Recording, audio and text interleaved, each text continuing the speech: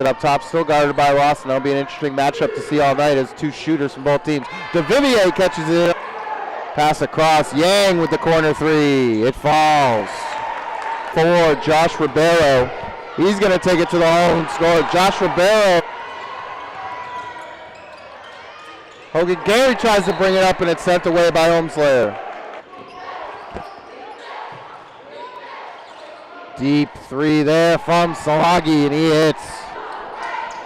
DeVivier makes a good interception there as Yang does a no-look pass and a tip there from Demers, and DeVivier finishes at the rim. Yang and a scoop. Checks in. Getting ready to check in. Demers going to take it to the hole, and he's in. 3 remaining. 2-point game. Wildcats all over the floor. DeVivier with a hard shot against Ferdinand there.